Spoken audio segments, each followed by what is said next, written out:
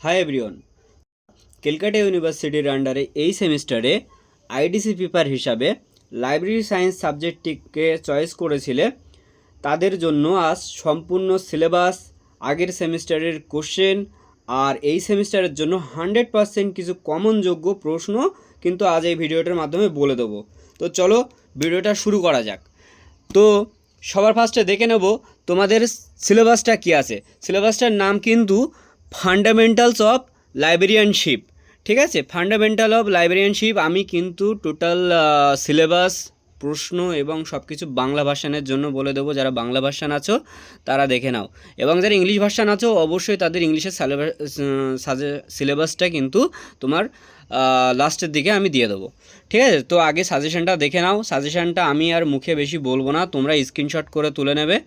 Screenshot নেওয়ার পর তোমরা কিন্তু যে প্রশ্নগুলো আমি বলবো, প্রশ্নগুলো সম্পূর্ণ সব তোমরা খাতায় কিন্তু লিখে নেবে। লিখে লিখে মুখস্থ করলে কিন্তু মনে থাকবে। তো চলো এটা স্ক্রিনশট করে নাও। তো দেখো, ফার্স্টে কিন্তু লাইব্রেরিয়ানশিপ এবং লাইব্রেরি, ওর মধ্যে ধরন, প্রয়োজন, পরিধি, বৃদ্ধি, বিকাশ, মানে লাইব্রেরি সম্বন্ধে যে সমস্ত কিছু কিন্তু তোমাকে পড়তে হবে।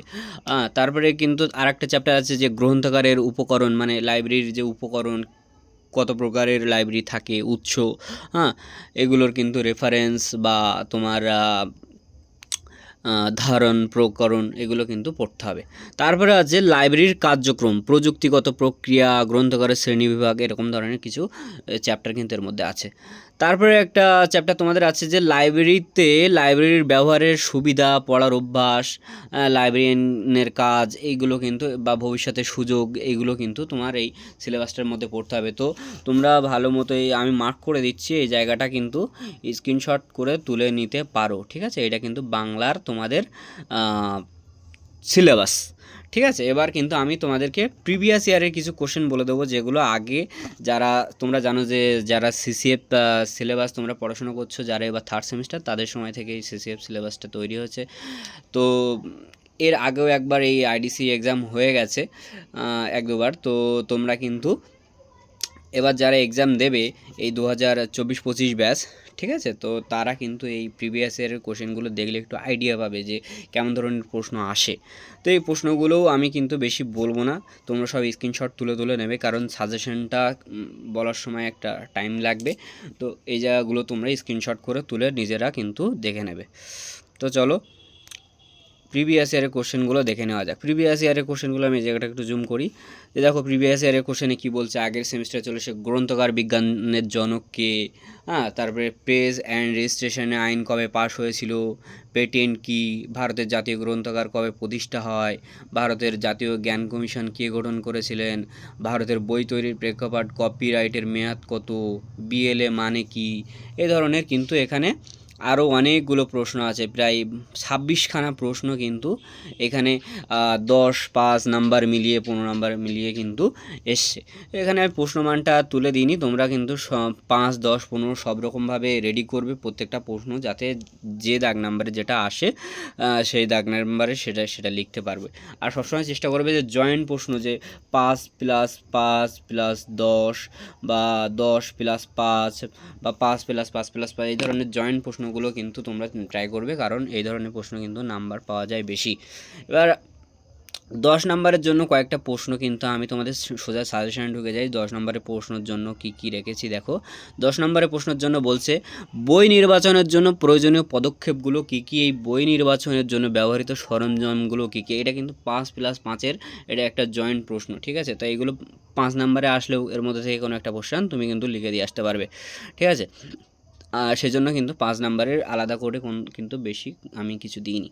2 নম্বরের সাজেশন দেখো, যে সাধারণ বই রেফারেন্স বইয়ের মধ্যে পার্থক্য কী, সাধারণ বই আর রেফারেন্স বইয়ের মধ্যে পার্থক্য কী, বিশ্বকোষ এবং অভিধান কী। বিশ্বকোষ মানে যে আমাদের অভিধান, এটার মানে কি, এটা সম্বন্ধে কিছু লিখতে হবে। ঠিক আছে, তিন দাগে বলছে বিভিন্ন ধরনের লাইব্রেরি কী কী, কলেজের লাইব্রেরির কার্যাবলী আলোচনা করো, 6+4-এর একটা প্রশ্ন। 4 নম্বরে দেখো ডিজিটাল লাইব্রেরি নিয়ে আলোচনা করো, ঐতিহ্যগত লাইব্রেরি এবং ডিজিটাল লাইব্রেরির মধ্যে পার্থক্য কী। 5 দাগে দেখো গ্রন্থাগারগুলির জন্য তথ্য পরিষেবা প্রয়োজনীয়তা লেখো। গ্রন্থাগারগুলো তৈরি করতে গেলে তথ্য পরিষেবা তো একটা প্রয়োজনীয়তা থাকে, না হলে শুধু তো আর লাইব্রেরি এমনি এমনি গড়ে ওঠে না। হ্যাঁ, তো একটি গৌণ উৎসের উদাহরণ দাও, যে মুখ্য উৎসের উদাহরণ, গৌণ উৎসের উদাহরণ, তো এরকম থাকে। তো তা এখানে গৌণ উৎসের উদাহরণটা ইম্পর্টেন্ট তোমাদের এবার জন্য। কিসের মধ্যে এসবিএন এবং আইএসএসএন এর নাম্বার করা হয়? হ্যাঁ, নেটওয়ার্কিং, তারপরে একটি সামাজিক নেটওয়ার্কিং সাইটের নাম লেখো যেখান থেকে তোমরা বইটিগুলো পড়তে পারো। হ্যাঁ, লাইব্রেরিতে অ্যাক্সেস খোলার পদ্ধতি কী কী আছে, এগুলো কিন্তু 5+1+2+2 কাটা প্রশ্ন, ঠিক আছে। তো এই কাটা প্রশ্নগুলোও কিন্তু তোমাদের আর আলাদা করে কোনো শর্ট বা 5 নাম্বার বা আলাদা করে কিছু পড়তে হবে না। তুমি গোটা একটা প্রশ্ন তৈরি করে নিলে কিন্তু তোমাকে আর ভাবতে হবে না, ঠিক আছে। আর এই প্রশ্নর কিন্তু যারা বই কেননি তারা অনেকেই ভাববে যে নোটস অ্যান্সার কোথায় পাবো, অ্যান্সারের জন্য, কারণ সামনে পরীক্ষা, নিজেরা অ্যান্সার তৈরি করতে গেলে অনেক একটা টাইম লেগে যাবে। তো তোমরা কিন্তু আমাকে সরাসরি এই ভিডিওর কমেন্ট বক্সে কমেন্ট করতে পারো যে তোমাদের নোটস লাগবে এবং কোন কোন সাবজেক্টের নোটস লাগবে, সাজেশন লাগবে, সেগুলোও কমেন্ট করতে পারো। ভিডিও কেমন লাগলো সেটা তো অবশ্যই জানাবে। আর তাহলে কিন্তু তোমাদের যারা নোটস লাগবে আমি তাদের কমেন্টে রিপ্লাই করে কিন্তু হোয়াটসঅ্যাপের গ্রুপের লিঙ্ক দিয়ে দেবো। সেই লিঙ্কের মাধ্যমে তোমরা যখন জয়েন হয়ে যাবে, আমার কাছে কিন্তু সম্পূর্ণ নোটস রেডি করা আছে। তো সেই নোটস কিন্তু আমি তোমাদেরকে প্রোভাইড করে দেবো সম্পূর্ণ ফ্রিতে, ঠিক আছে। তো তারপরে 6 দাগে দেখো কি বলছে, প্রাথমিক উৎস বলতে কি বোঝায়, একটি উদাহরণ দাও। কোন সালে আইএসবিএন চালু হয়েছিল?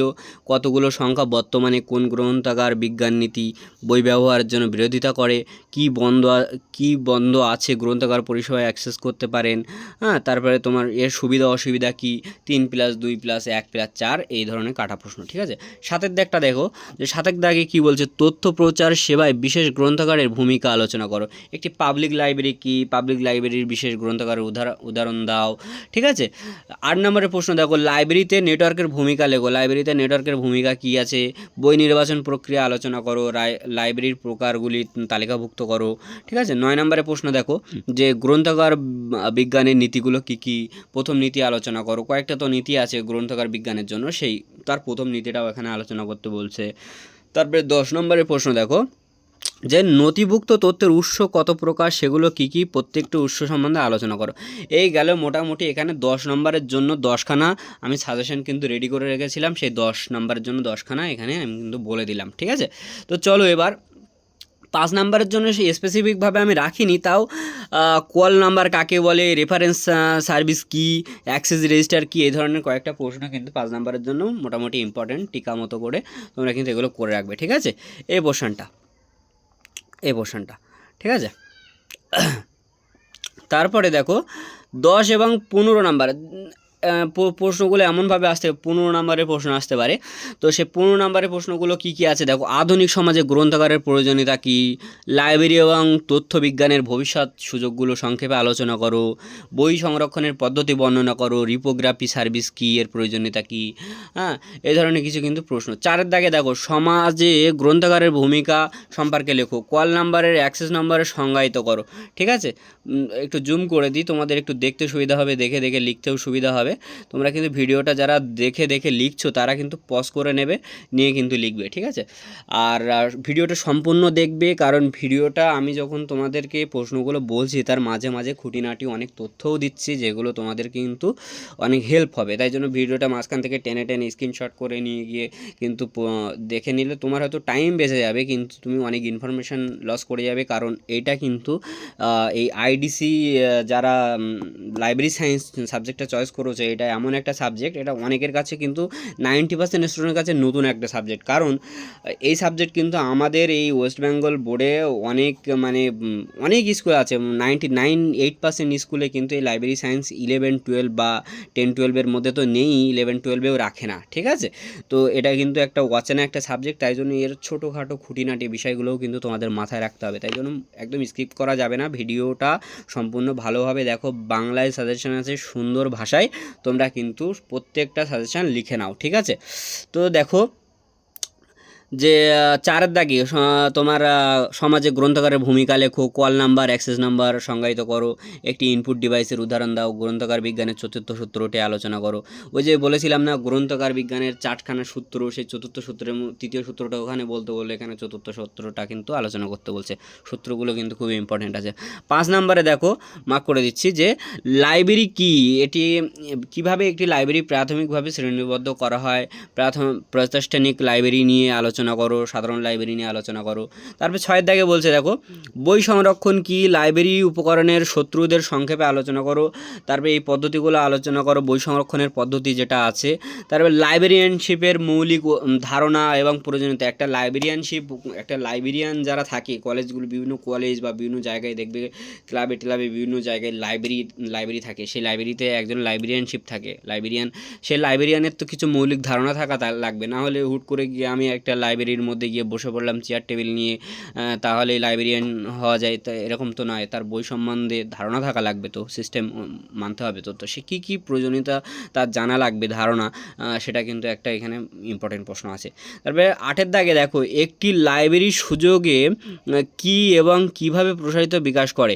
9 দাগে দেখো প্রধান ধরনের গ্রন্থাগারের ভূমিকা বর্ণনা করো। প্রধান ধরনের গ্রন্থাগার কোনগুলো থাকে, সেই ধরনের গ্রন্থাগারগুলো তাদের ভূমিকা বর্ণনা করতে বলছে। 10 দাগে দেখো বলছে পাঠকরা কিভাবে বই থেকে বিভিন্ন ধরনের তথ্য খুঁজে থাকেন, তাদের ভূমিকা কী কী। ঠিক আছে। 11 দাগে বলছে সমসাময়িক সময়ে বই পড়ার অভ্যাস কিভাবে বদলে যাচ্ছে এবং এর কারণ কি। সমসাময়িক সময়ে বই পড়ার কিন্তু অভ্যাস অনেকের বদলে যাচ্ছে। যেমন আমরা আগে ছোটোবেলায় কী করতাম, ছুটির দিনগুলোতে গল্পের বই, বিভূতিভূষণ বন্দ্যোপাধ্যায়, এটা মানে তোমার বিভিন্ন ভূতের গল্প, অনেক কিছুই বই নিয়ে ছোটোবেলায় কিন্তু মা বাবারা আমাদেরকে বসিয়ে দিত। কিন্তু এখন আমরা কী করি, সেই বইগুলো তো হাতেই দিই না, ওগুলো তো এখন সব ওই নামকাওয়াস্তা আছে। আমরা কিন্তু ওই ফোনে সানডে সাসপেন্স চালিয়ে শুনি নি, না হলে ফোনে গেমস খেলি। তো বই পড়া কিন্তু আস্তে আস্তে উঠে যাচ্ছে। ঠিক আছে। তো তারপরে দেখো 12 দাগে বলছে বইয়ের ভবিষ্যৎ কি হতে পারে এবং সম্ভাব্য প্রবণতাগুলো কি কি। তারপরে 13 দাগে বলছে বাংলা ও ভারতীয় প্রসঙ্গে গ্রন্থাগারের দার্শনিক দৃষ্টিভঙ্গি ব্যাখ্যা করো। আশা করি সবাই দেখতে পাচ্ছ, এই জায়গাগুলো আমি মার্ক করে দিচ্ছি। 14 দাগে বলছে গ্রন্থাগারের উপকরণ এবং তাদের প্রধান প্রকারের বর্ণনা করো। 15 দাগে বলছে গ্রন্থাগারের উপকরণ সংগ্রহ ও পরিচালনা প্রক্রিয়া কীভাবে পরিচালিত হয়। 16 দাগে বলছে বিভিন্ন ধরনের রেফারেন্স পরিষেবা, তাদের কার্যকারিতা আলোচনা করো। 17 দাগে বলছে রেফারেন্স পরিষেবাগুলিতে সাধারণ প্রশ্নের উদাহরণ এবং উদাহরণ দিন এবং উত্তরগুলো কীভাবে ব্যাখ্যা করা যায় সেটা বলতে বলছে। ঠিক আছে। তারপরে বলছে 18 দাগটা দেখো যে লাইব্রেরিতে প্রযুক্তিগত প্রক্রিয়াকরণের ধারণা এবং এর গুরুত্ব আলোচনা করে। এখনকার লাইব্রেরি দেখবে বিশেষ করে শহরাঞ্চলের যে সমস্ত লাইব্রেরিগুলো তো আছে, ইবুক পরিষেবা আছে, অনলাইনে ওখানে স্ক্যান করলেই তুমি কোন বই নেবে একদম বইয়ের পুরো লিস্ট চলে আসে, তুমি সেখান থেকে কোন বইটা তুমি পড়বে তার পিডিএফ ডাউনলোড করে নিয়ে তুমি পড়তে পারো। এখন খুবই সহজ, এখন আর কেউ ওই পাতা ঘেটে কারণ ওই ইঁদুর পোকামাকড়ে কেটে দেবে সেই সমস্ত ঝক্কি থেকে এখন পুরো অনলাইন ব্যবস্থা চলে এসছে। ঠিক আছে। তারপরে দেখো 19 দাগে কী বলছে লাইব্রেরির শ্রেণীবিভাগের ধারণা এবং এটি কীভাবে পরিচালিত হয় এবং তা ব্যাখ্যা করো। ঠিক আছে। 20 দাগে বলছে লাইব্রেরিতে ক্যাটালগিং প্রক্রিয়া এবং তার তাৎপর্য আলোচনা করো। এই ক্যাটালগিং প্রক্রিয়াটা কি, যে আমরা ওই থাকে না যে আমরা রেস্টুরেন্টে গেলে ক্যাটালগ দেখে খাবার চয়েস করি, তো এই লাইব্রেরিতেও কিন্তু ক্যাটালগ থাকে, তবে এখানে খাবারের ক্যাটালগ নয়, এখানে কিন্তু তোমার বইয়ের ক্যাটালগ থাকে, কোন লেখকের কোন বই কোন র্যাকে আছে। কারণ লাইব্রেরিতে দেখা যাচ্ছে 200-300 র্যাক আছে এক একটা বড় বড় লাইব্রেরিগুলোতে। ঠিক আছে। কয়েক সহস্র হাজার বই কিন্তু সেখানে আছে। আর ওই লাইব্রেরিয়ানের মাথাটাও তো আর কম্পিউটার নয় যে কোন র্যাকে কত বছর আগে কোন বই রেখে দিয়েছে মনে থাকবে। সেই জন্য কিন্তু একটা ক্যাটালগিং প্রক্রিয়া থাকে। ঠিক আছে। সেই ক্যাটালগিং প্রক্রিয়ার মধ্যে কী হয়, তোমার বই কোন র্যাকে কত নাম্বার সারির মধ্যে কত নাম্বার পজিশানে সব মার্কিং করা থাকে ওই র্যাকগুলোর নিচে দিয়ে যারা লাইব্রেরিতে গেছে তারা দেখলে বুঝতে পারবে। তো এগুলো কিন্তু ক্যাটালগিং প্রক্রিয়া বলে। ঠিক আছে। তারপরে বলছে দেখো 21 দাগে যে গ্রন্থাগারের বই বিতরণ প্রক্রিয়া এবং কার্যকারিতা ব্যাখ্যা করো। গ্রন্থাগারের বই কখনো কখনো বিতরণ করে, অনেক জায়গায় দেখবে যে কিছু কিছু বই গ্রন্থাগারে বেশি হয়ে গেছে, বা এগুলো একটু আশেপাশে বিভিন্ন জায়গায় যারা দুস্থ গরিব মানুষ আছে বা বইমেলায় বিভিন্ন জায়গায় কিন্তু বিতরণ করে দেয়। বই তো আর পুড়িয়ে ফেলার বা ফেলে দেওয়ার জিনিস নয়। যেগুলো খুব কম গুরুত্বপূর্ণ বা এগুলো মানুষকে দিলে পড়তে পারবে, সেগুলো কিন্তু বিতরণ করে দেয়। এর ওপরে এর কার্যকারিতা কী আছে সেগুলো ব্যাখ্যা করতে হবে। নোটস, আমি যে নোটসটা বানিয়েছি, আমি তো অনলাইন অফলাইন দুইভাবে টিউশন পড়াই। তোমরা যদি কোনো কেউ থাকো যে এই সেমিস্টার বা নেক্সট সেমিস্টার থেকে অনলাইনে অফলাইনে পড়তে চাও, তাহলে কিন্তু আমার অনলাইনেও ব্যাচ আছে, অফলাইনেও ব্যাচ আছে। এখন আপাতত তোমাদের সবাইকে কিন্তু নোটস ফ্রি, ঠিক আছে? তো নোটস ফ্রির জন্য তোমরা কিন্তু কোনো দ্বিধা করবে না, ভিডিওর কমেন্ট বক্সে ভিডিও ফিডব্যাক দেবে যে কেমন হয়েছে, এবং আমি তোমাদের কমেন্ট সবাইকে কিন্তু পড়বো, কার কার কোন সাবজেক্টে কেমন সাজেশান, সিলেবাস, নোটস লাগবে।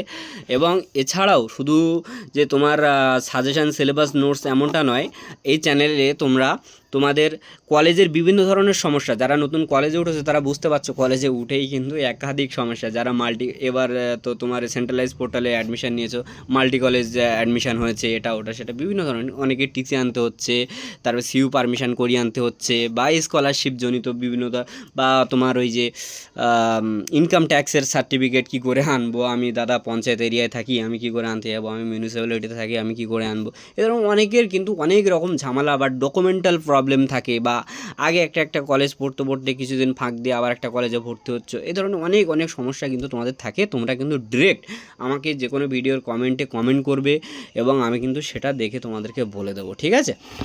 তো চলো, আর দুটো প্রশ্ন আছে যে 22 দাগে লাইব্রেরি আউটরিচ কার্যক্রমের উদাহরণ, তোমার লাইব্রেরি আউটরিচ কার্যক্রমে উদাহরণ প্রদান করুন এবং তাদের প্রভাব বিশ্লেষণ করুন, ঠিক আছে? 23 দাগে বলছে, দেখো, লাইব্রেরিতে পড়ার অভ্যাস এবং গ্রন্থাগারিক ব্যবহারিক সম্প্রদায়ের সম্বন্ধে তুমি কী উপকারিতা সেগুলো আছে, সেগুলো তুমি কিন্তু আলোচনা করো। এগুলো আমি আর একবার তোমার সুন্দর করে এখান থেকে দেখিয়ে দিচ্ছি। যারা একটু কুঁড়ে টাইপের আছো, লিখছো না, তারা কিন্তু এগুলো স্ক্রিনশট করে নেবে, ঠিক আছে? এই বছর এরকম একটু হয় যদিও, তো তোমরা স্ক্রিনশট করে নাও। আর যারা লিখছো তারা কিন্তু খুবই ভালো করছো, কারণ এগুলো কিন্তু লিখে প্র্যাকটিস করলে তোমার কিন্তু নিজেরই ভালো হবে, পরীক্ষায় নাম্বারটা ভালো পাওয়া যাবে, ঠিক আছে? আর যত ভালো নাম্বার পাবে তত কিন্তু সরকারের পক্ষ থেকে ভালো স্কলারশিপ পাবে। আর ক্যালকাটা ইউনিভার্সিটি তো, তাই একটু সিরিয়াস মাইন্ডে পড়াশুনো করো, যে কলেজে উঠে গিয়ে ডানা ছড়িয়ে গেছে ওইরকম কিছু না। কলেজে কিন্তু খুবই টাফ, যদি না পড়ো তাহলে কিন্তু সাপ্লি খেয়ে যাবে, রেজাল্ট নট ক্লিয়ার। যারা ইংলিশ ভার্সানে, ফার্স্টেই বলে দিয়েছিলাম, যারা ইংলিশ ভার্সানে সিলেবাসটা দেখতে চাইছিলে, এখানে দেখো ইংলিশ ভার্সানে পুরো একদম ওয়েবসাইট থেকে সিলেবাসটা এনে তুলে দিয়েছি।